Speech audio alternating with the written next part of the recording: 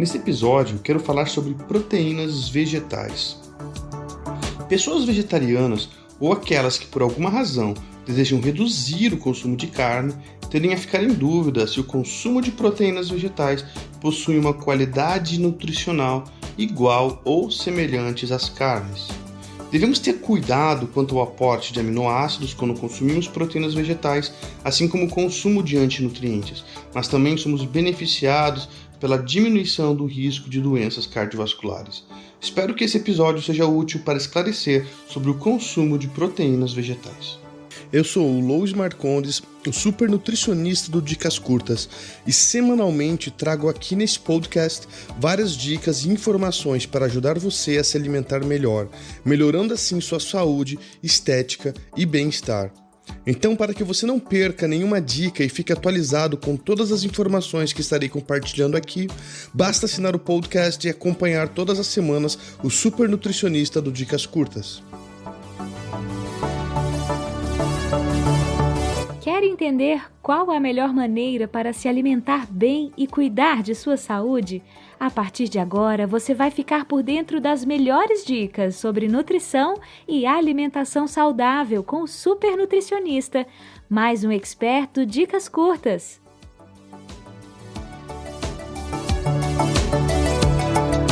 Pessoas vegetarianas ou aquelas que por alguma razão desejam reduzir o consumo de carne tendem a ficar em dúvida se o consumo de proteínas vegetais possuem uma qualidade nutricional igual ou semelhante às carnes.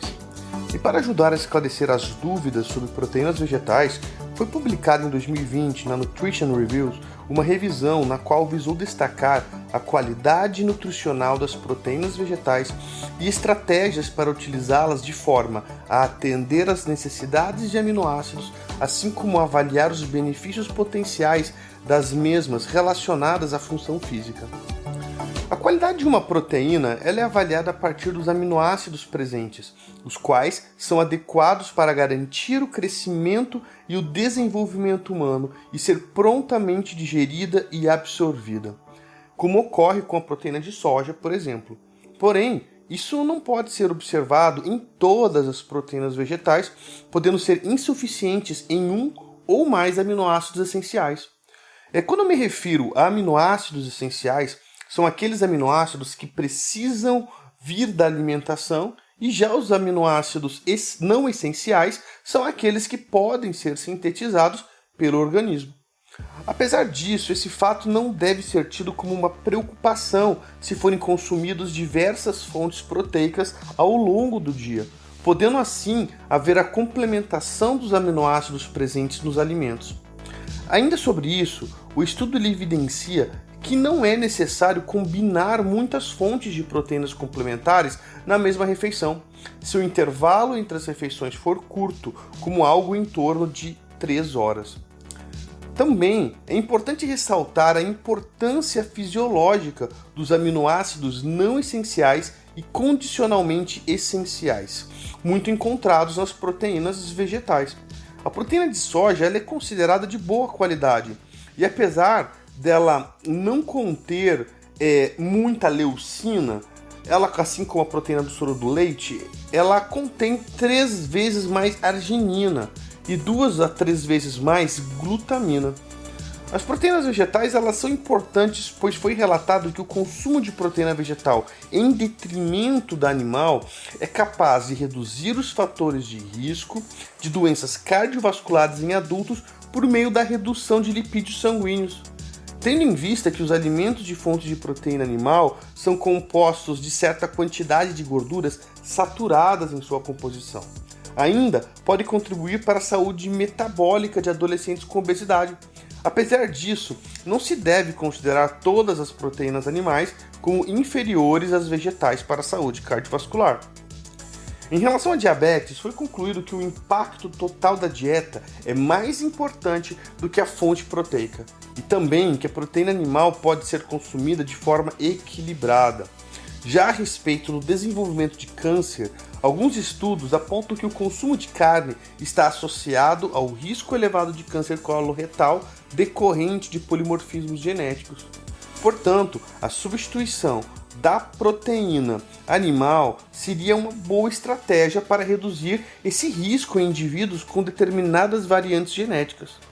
Apesar disso, os autores eles consideram as evidências limitadas para confirmar os benefícios da proteína vegetal acima da proteína animal.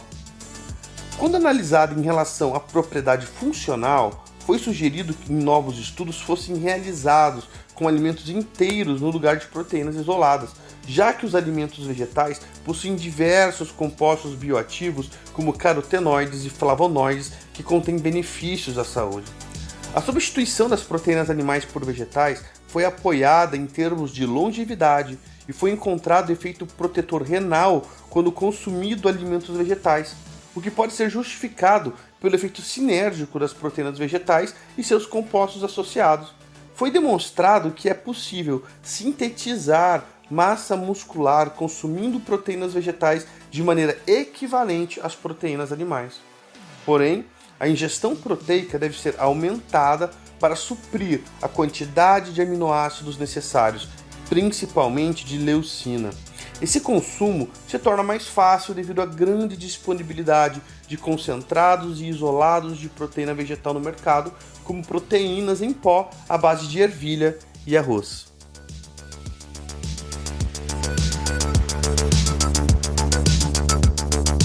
Um problema associado ao aumento da ingestão de proteínas vegetais é a presença de antinutrientes nos alimentos vegetais, que podem gerar efeitos prejudiciais como intestino solto e efeitos autoimunes.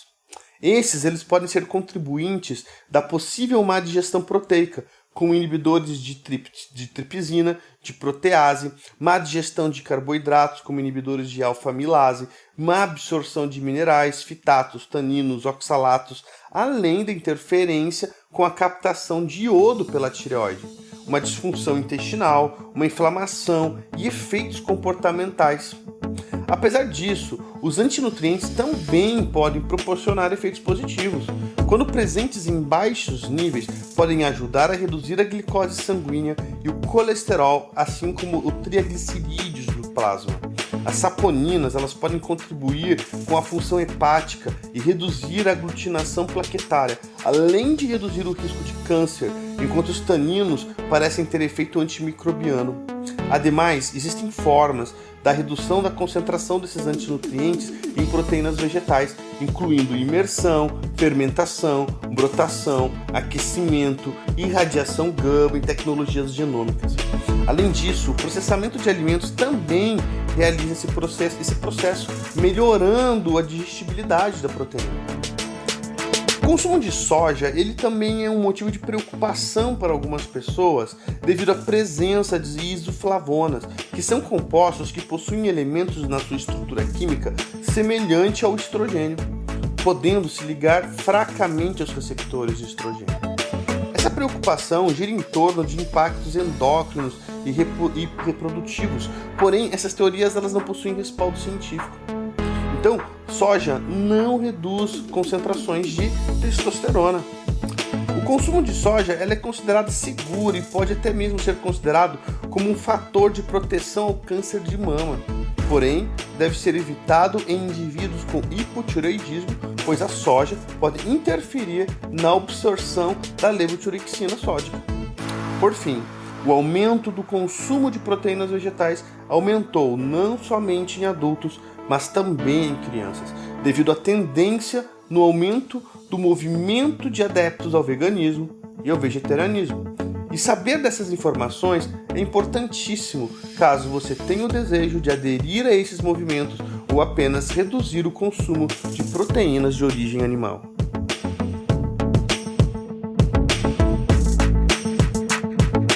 Espero que tenha gostado do episódio de hoje.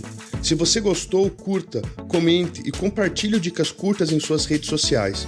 E caso fique com alguma dúvida, me procura lá no grupo do Super Nutricionista do Dicas Curtas no Facebook, pois estarei à disposição para esclarecer todas elas. Assine e compartilhe esse podcast através do seu dispositivo Apple ou Android, sendo que você também pode encontrar o Super Nutricionista do Dicas Curtas no Spotify e no Deezer. Sabia que a partir de agora você também pode ajudar o Dicas Curtas a crescer ainda mais fazendo parte do grupo de apoiadores?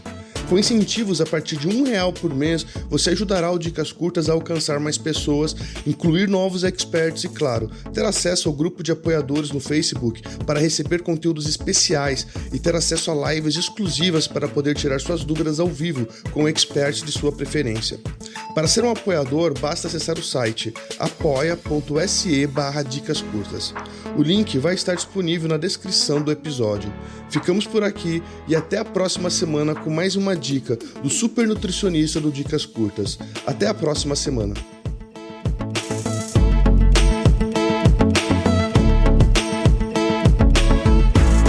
Conheça os demais experts em nosso site dicascurtas.com.br. Dicas curtas, dicas rápidas e fáceis de consumir.